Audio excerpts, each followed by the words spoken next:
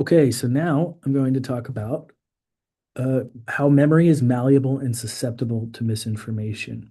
Okay, so here's one famous study that was done by Elizabeth Loftus and I forget his first name, but Palmer, 1974. And what they did was they did a lot of studies. So this is just one of many.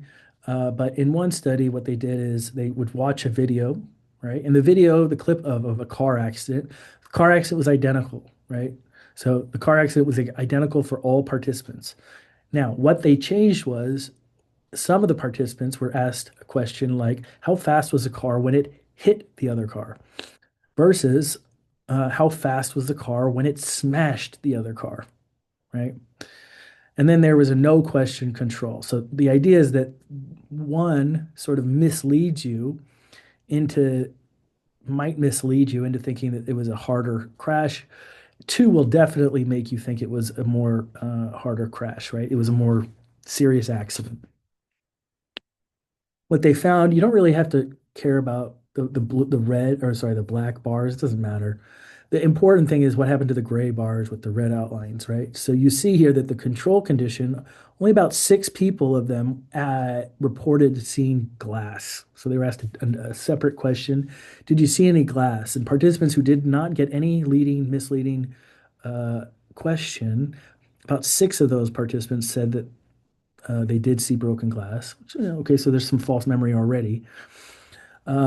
And then slightly more people said, like maybe one or two more people said that they saw glass when the question had a hit verb.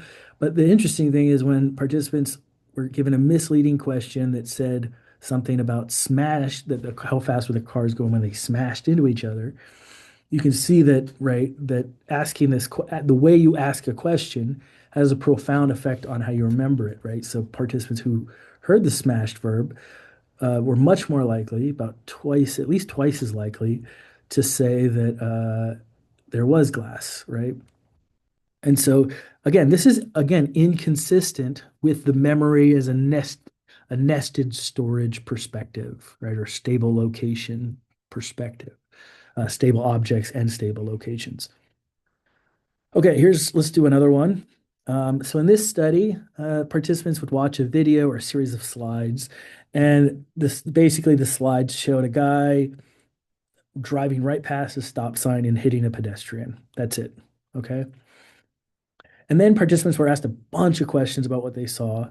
They didn't really care about most of the answers to these questions. They only cared about, well, they actually didn't care about your answer to any of these questions. I'm sorry. So, did you see a tree? What was the color of the car? Now, here's the misleading question. Did another car come up behind the red car when it went through a yield sign? Right? Now, it's the reason why this is misleading is because it assumes that it was a yield sign when in fact it was a stop sign. The correct thing is that there was no yield sign, right? So it's misleading for that purpose. And then in a third phase, participants were given a forced recognition test where they were shown a picture of the vehicle with a stop sign versus a yield sign. Okay. And what you find here, again, we don't, what do we want to look at?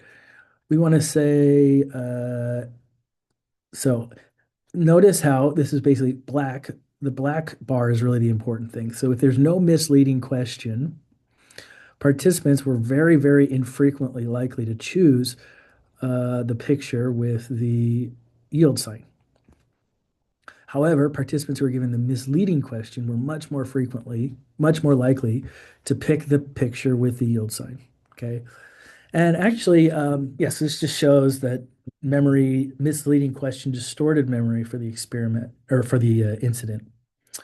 What did I want to say about these? One thing is that hypnosis made it even worse. And then if you if participants were given like a warning that they were fooled, they still messed up and they still picked the wrong picture, right? So telling people that they might have been fooled doesn't really help. They'll still be misinformed. And then in another study, participants were given a financial incentive to be correct, and they still messed up. So it's pretty. It seems like it's a genuine false memory.